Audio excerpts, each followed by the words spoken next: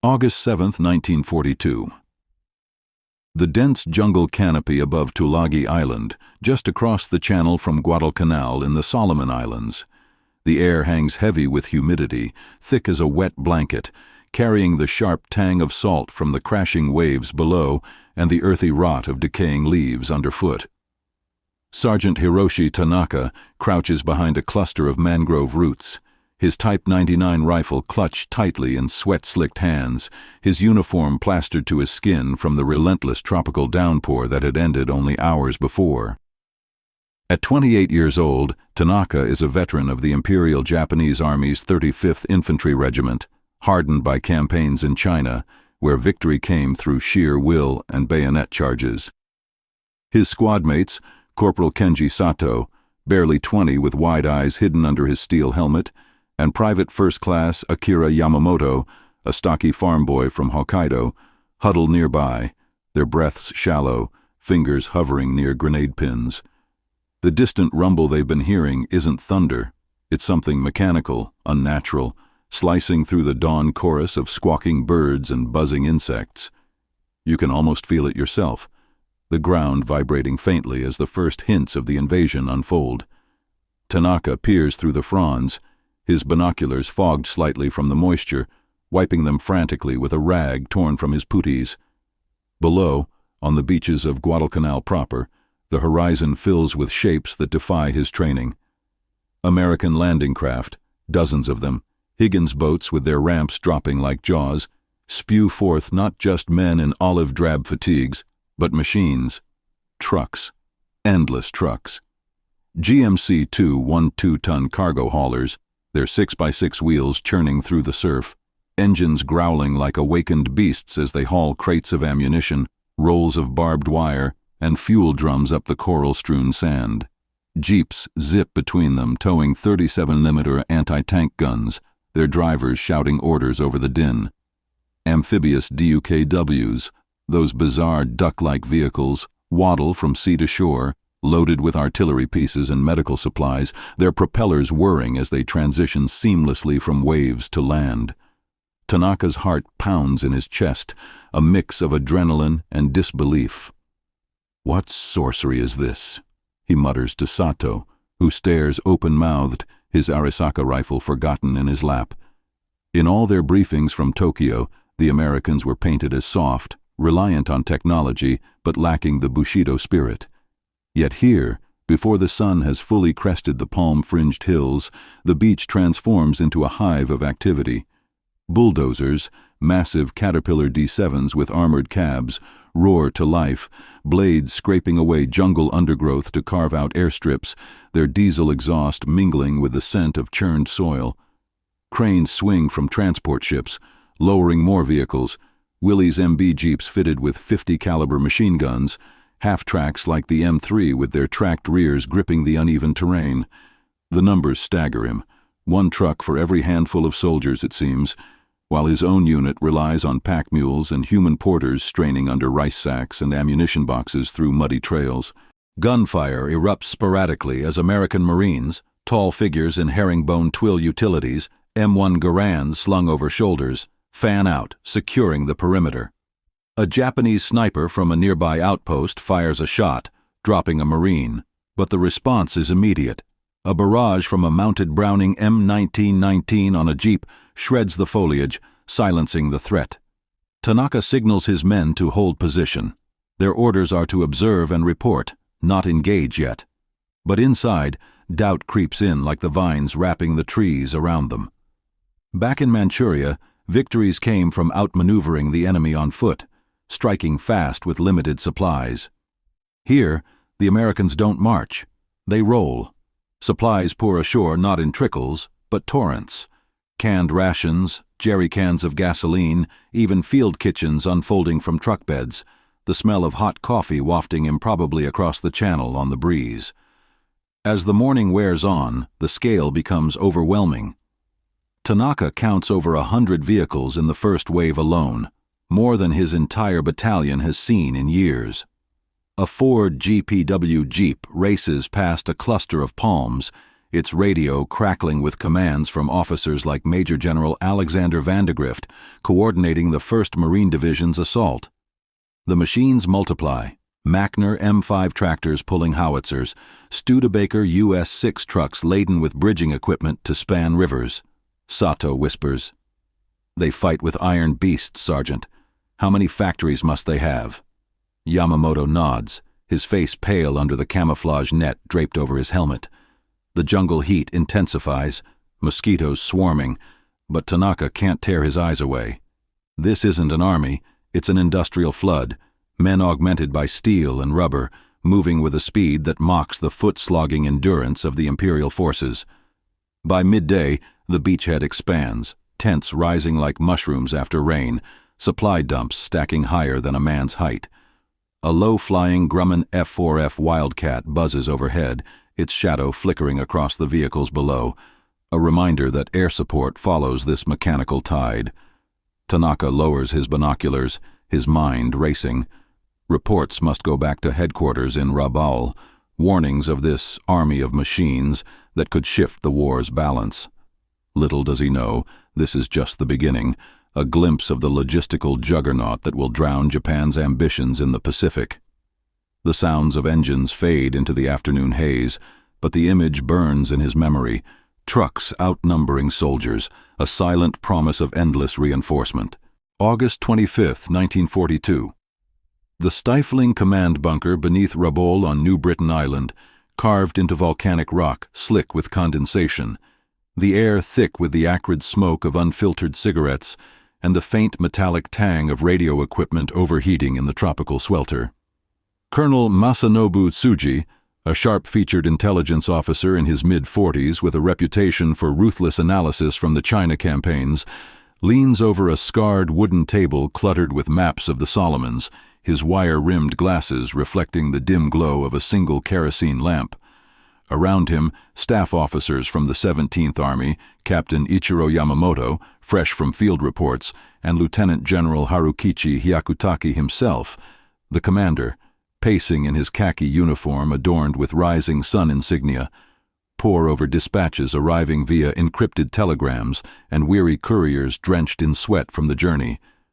You feel the tension coiling like the humidity outside, where palm trees sway under a relentless sun and distant anti-aircraft guns thump sporadically against probing Allied bombers. Tsuji's fingers trace the inked lines on the map marking Guadalcanal, his mind replaying Sergeant Tanaka's hurried report, smuggled back through submarine channels. Enemy vehicles exceed 500 on first day, motors everywhere, supplies inexhaustible.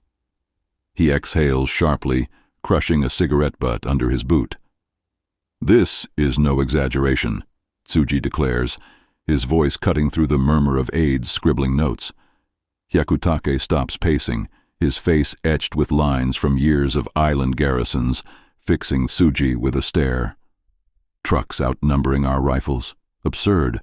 Our troops fight with spirit, theirs with gadgets." But the evidence piles up like the crates in American depots. Yamamoto, the captain, unrolls a captured American pamphlet, snatched from a downed pilot's kit during a skirmish, detailing the Lend-Lease pipelines feeding the invasion. Pages illustrate assembly lines in Detroit, Ford plants churning out 4,000 Jeeps a month, GM factories stamping out CCKW trucks by the thousands, their V8 engines tested on conveyor belts before shipping across oceans in Liberty ships. "Look here, sir," Yamamoto urges, pointing to sketches of the Red Ball Express concept already in planning, routes marked for rapid resupply. Hyakutake grunts, recalling his own force's reliance on the Tokyo Express, destroyers dashing supplies under cover of night, often sunk by prowling submarines like the USS Nautilus. Outside the bunker, the harbor bustles with activity. Zero fighters being refueled on cracked aprons, their Mitsubishi engines idling with a high-pitched whine, while laborers, conscripted Koreans and locals, haul rice bales and 75mm shells by hand, backs bent under the weight.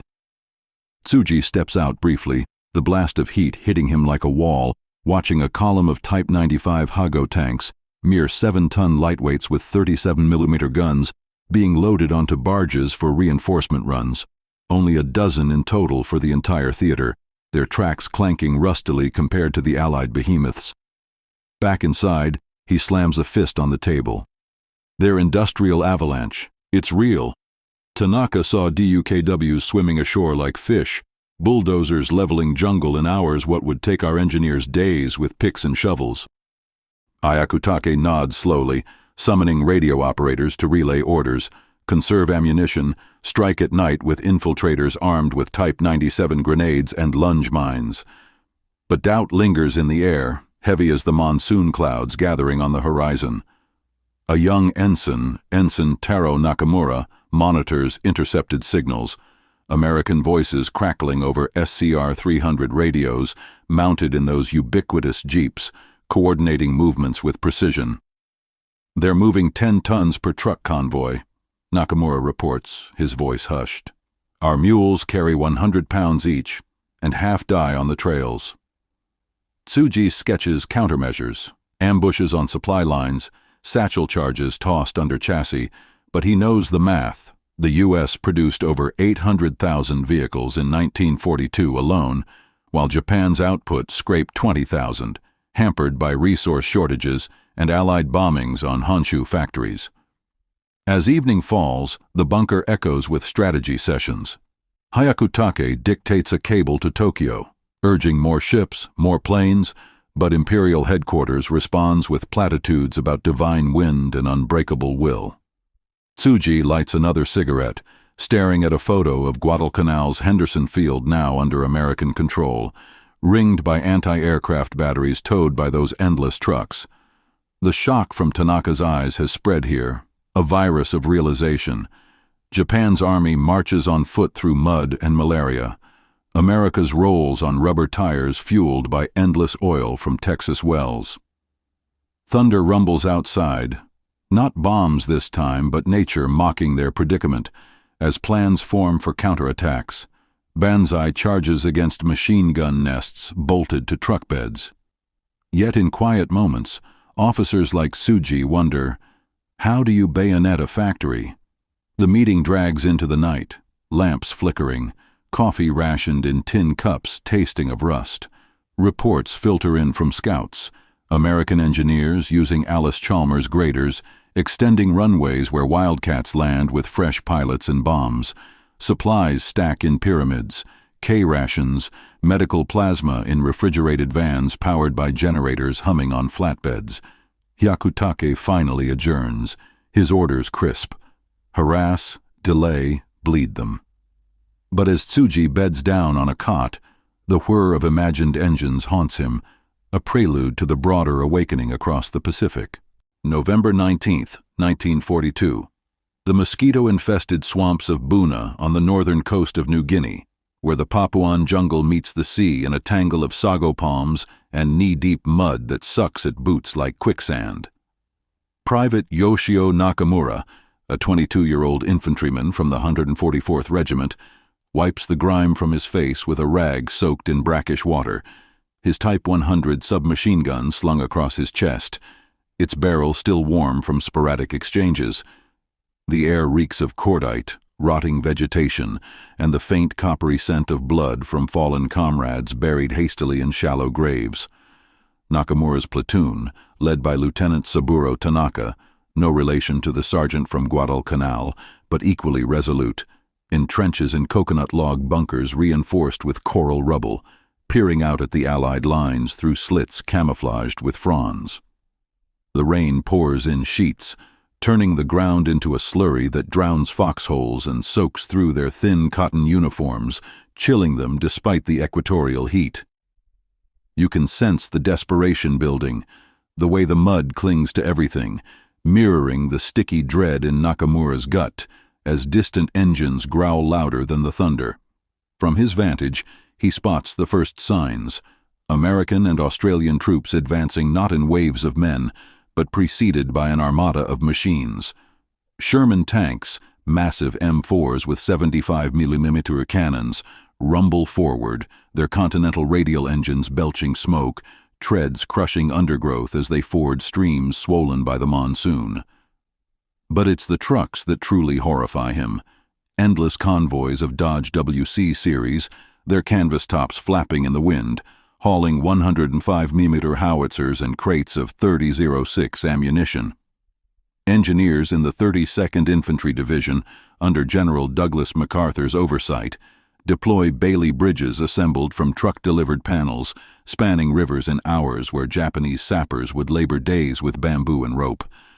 Nakamura fires a burst from his submachine gun, the recoil jarring his shoulder, as an Australian Bren gunner falls from a jeep-mounted position. But retaliation comes swift. A .50 caliber from an M2 half-track sweeps the bunker line, splintering logs and forcing his squad to duck low, ears ringing from the impacts. Lieutenant Tanaka shouts orders over the cacophony. "Hold the line! Banzai if they breach!" Yet Nakamura's eyes widen at the spectacle unfolding behind enemy positions. Supply dumps materialize overnight, trucks like the Chevrolet G506 unloading pallets of sea rations, medical kits with sulfa powder, and even portable generators powering searchlights that pierce the night raids. Amphibious LVTs, alligators with their tracked hulls, ferry more vehicles across inlets, their Detroit diesel engines humming reliably, untouched by the salt corrosion that plagues Japanese motors. As the battle intensifies, Nakamura witnesses the true disparity. His unit's supplies arrive sporadically via the bamboo fleet, rickety barges from Rabaul, often strafed by P-38 Lightnings, leaving them rationed to a handful of rice balls per day, malaria felling more men than bullets. In contrast, the Allies feast on Spam and biscuits from refrigerated trailers towed by Mack trucks, their medics evacuating wounded via jeep ambulances equipped with plasma bags and morphine syrettes.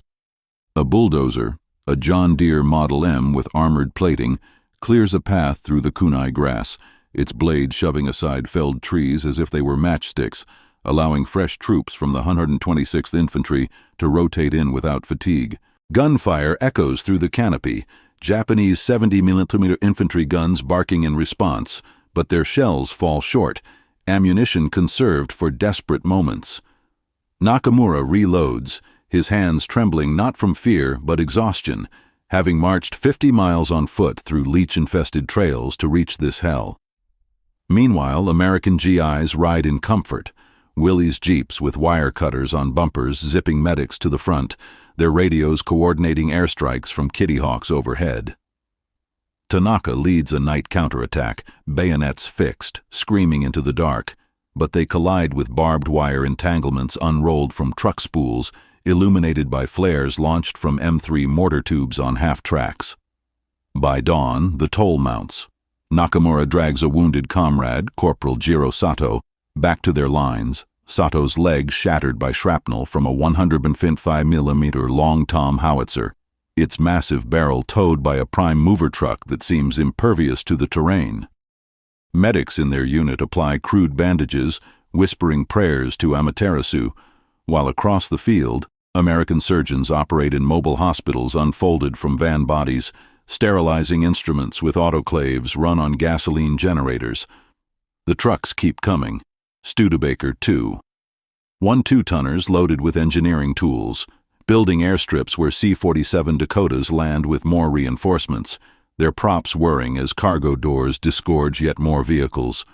Tanaka gathers his remaining men, faces gaunt under mud-streaked helmets, sharing tales of the machine army that devours distance and time. They don't fight, they overwhelm, Nakamura mutters, watching a convoy snake through the cleared paths, horns blaring signals.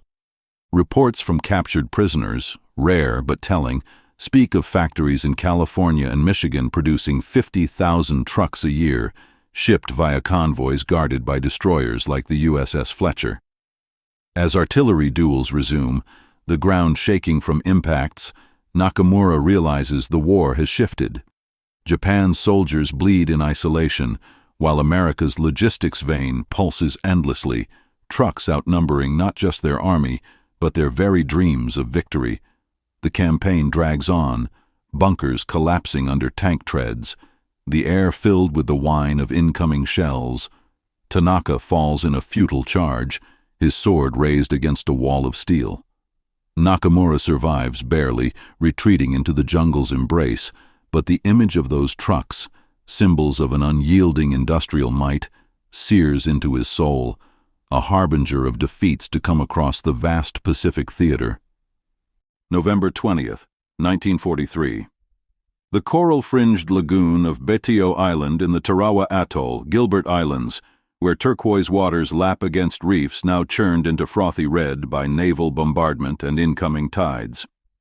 Captain Takeshi Mori, a 35-year-old officer from the Imperial Japanese Navy's Special Naval Landing Forces, clings to the lip of his concrete pillbox, his Type 96 light machine gun mounted on a swivel, its belt feed clinking as he adjusts aim.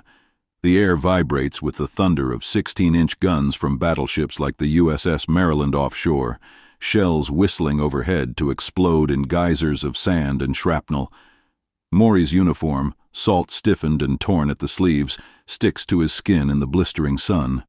The scent of gunpowder mixing with the briny spray and the acrid burn of cordite from his own artillery pieces. Coastal 8-inch Vickers guns salvaged from Singapore, their barrels glowing hot after hours of firing. You taste the salt on your lips, feel the tremors as another salvo lands, dislodging chunks of reinforced concrete from the bunker walls. Mori's men, Sergeant Koji Ikeda, a wiry veteran with a scarred cheek from Guadalcanal, and Private Haruto Suzuki, fresh from training in Yokohama, his hands blistered from digging trenches,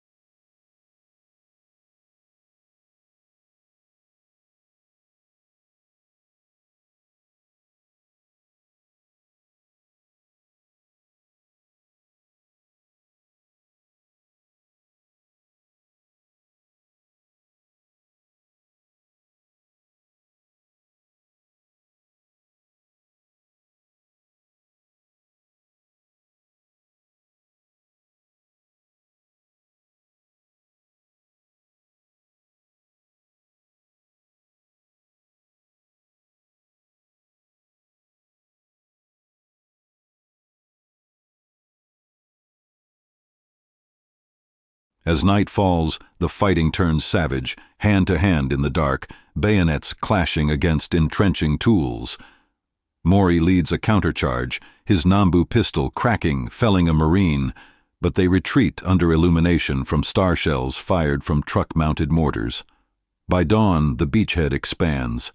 Bulldozers like the international TD-18 pushing aside palm stumps and Japanese dead to clear landing zones. C-47s drone overhead, dropping parachutes laden with more supplies, but it's the ground logistics that dominate. Mack Brothers trucks hauling fuel bladders, ensuring Shermans refuel without pause, their 500-horsepower engines roaring as they blast bunkers point blank. Ikeda falls to a sniper's bullet, his body crumpling beside the machine gun, Suzuki taking over with trembling hands. Mori fights on, grenading an advancing half-track, its explosion lighting the night, but another replaces it, M3A1 scout car with 50 cal sweeping the area. Reports from adjacent positions via field telephones, wires often cut by shelling, speak of the same. Trucks outnumbering defenders, enabling Marines to rotate fresh platoons while Japanese forces exhaust themselves in static defense. Admiral Keiji Shibasaki's headquarters, deep in a bomb-proof shelter, receives Mori's urgent message. Enemy machines overwhelm our positions, supplies infinite. The atoll's flat terrain offers no respite, the heat rising to 100 degrees, men collapsing from dehydration while Americans sip from canteens replenished by water purification units on truck chassis. Mori witnesses a DUKW delivering mail, letters from home boosting morale, as if this were a parade, not a slaughter. His men share whispers of despair, comparing their bicycle-transported messages to the enemy's motorized couriers. As the third day dawns, naval gunfire resumes, coordinated by spotters in jeeps with whip antennas. Mori's bunker shakes, cracks spiderwebbing the walls, but he holds, firing until ammunition dwindles. In the end, Tarawa falls in 76 hours, Mori among the few survivors captured, his mind reeling from the vehicular horde that turned tide pools into highways. Interrogated aboard a transport, he learns of Detroit's output, 600,000 jeeps alone, enabling mobility Japan could never match. The trucks, those unassuming workhorses, had ferried victory ashore, a mechanical tide eroding Imperial Resolve island by island. October 20th, 1944. The choppy waters off Leyte Island in the Philippines, where the Gulf's currents swirl with debris from the massive naval clash unfolding miles offshore. Lieutenant Commander Akira Fujita, a 32-year-old staff officer aboard the battleship Yamato, Japan's pride with its 18-inch guns thundering in the distance, stands on the bridge wing, binoculars pressed to his eyes, his navy blue uniform crisp despite the salt spray misting the deck. The air crackles with radio static and the deep booms of artillery exchanges, carrying the sharp ozone scent of expended powder and the oily tang of bunker fuel leaking from stricken vessels. Fujita's colleagues, Captain Toshio Abe, barking orders to gunnery crews, and Ensign Minoru Hayashi, monitoring radar scopes flickering with blips of the American Third Fleet, share the tension, their faces illuminated by the flash of distant explosions.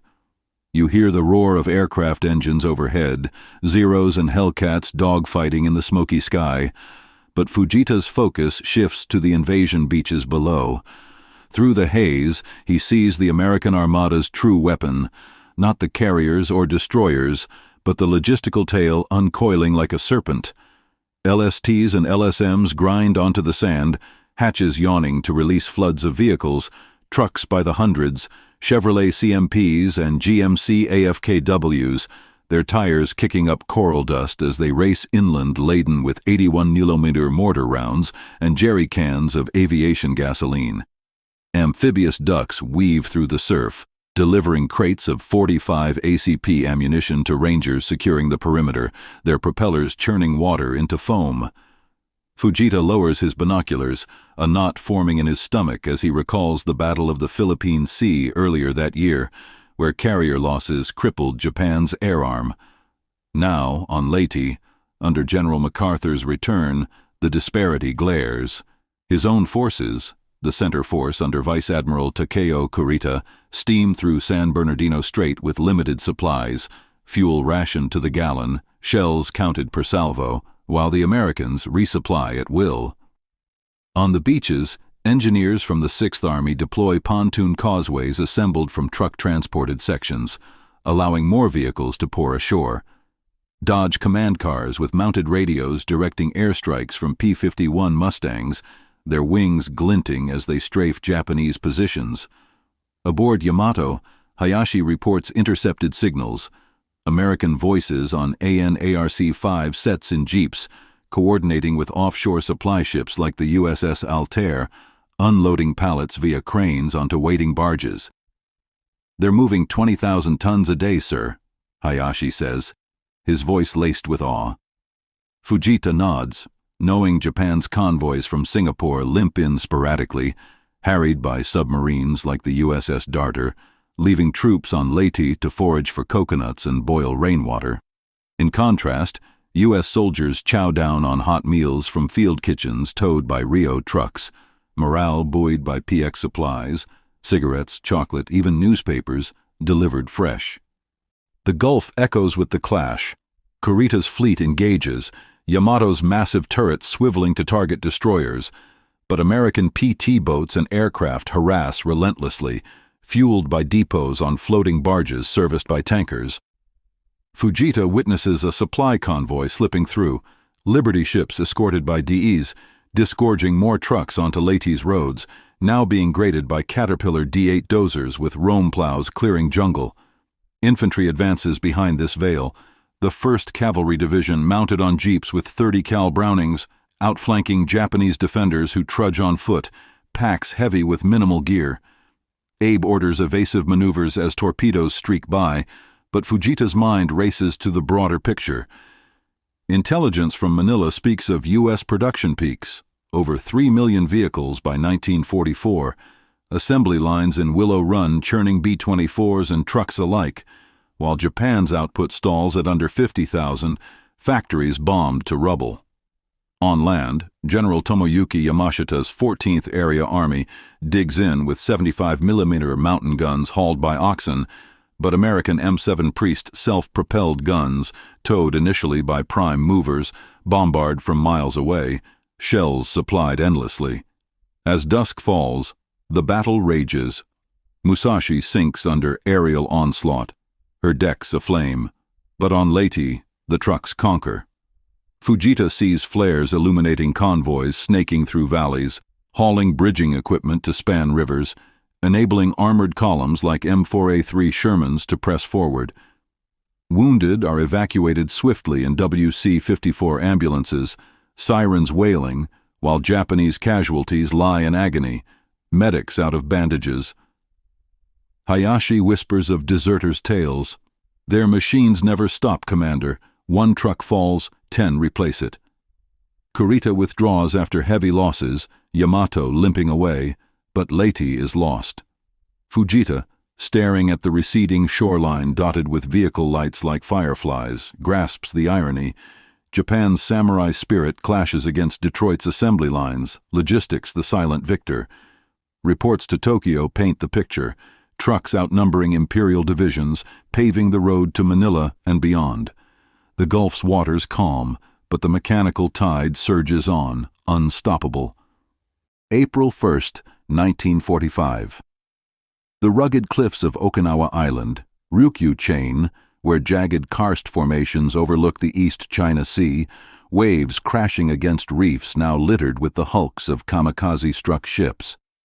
Major Kenjiro Sato, a 40-year-old commander in the 32nd Army, hunkers in a cave command post honeycombed into the limestone hills, his field cap dusted with chalky soil, a Type 14 pistol holstered at his side. The air inside is dank, laced with the sulphurous fumes of gunpowder and the musty odor of unwashed bodies packed tight. His staff officers, like Captain Hiroshi Nakamura scribbling maps by candlelight, and Lieutenant Yuji Tanaka monitoring faint radio signals crackling through interference. Outside, the incessant roar of naval barrages from the U.S. Fifth Fleet shakes the ground, dislodging pebbles that rattle down like rain. You feel the earth tremble underfoot, the way hope crumbles with each explosion as Sato peers through a camouflaged observation slit at the invasion below. The beaches swarm with the 10th Army's assault, but it's the vehicular deluge that crushes his spirit. Thousands of trucks disgorging from LSDs and LSTs, Ford GPA seeps splashing ashore, followed by columns of M25 Dragon wagons hauling 240-meter howitzers, their massive tires grinding coral into powder. UKWs ferry supplies through the breakers, unloading at depots where cranes swing from Liberty ships, stacking ammunition higher than the palm groves. Sato's forces, under Lieutenant General Mitsuru Ushijima, defend with dug-in 47mm anti-tank guns and human wave tactics, but the math betrays them. Japan's entire vehicle pool for the home islands numbers in the low thousands, scavenged and fuel-starved, while America's output hits 4 million by war's end. Nakamura hands Sato a report from forward observers. Enemy trucks form endless lines, Major. They carry everything: flamethrowers, bulldozers, even ice cream machines. Sato grimaces, recalling earlier defeats, his own unit's trucks, scant Type 94s, abandoned for lack of parts, soldiers reduced to pulling artillery by hand through muddy paddies. Below, American GIs from the 77th Infantry Division advance behind a screen of machines. M8 Greyhound armored cars scouting paths, their 30mm guns pivoting, while CCKW trucks tow anti-aircraft batteries that shred incoming Zeros. Engineers deploy Marston matting from flatbeds, laying instant airstrips where P-47 Thunderbolts land, refueled by Bowser trucks pumping 100-octane Avgas. The battle grinds on through April's rains, caves echoing with the chatter of Nambu machine guns, but Allied logistics prevail. Sato's men ration bullets, 1 magazine per day, foraging yams and drinking from contaminated streams, malaria rampant. In contrast, U.S. field hospitals and trailer vans operate with X-ray machines powered by generators, surgeons gloved and masked, saving lives while Japanese wounded perish in agony.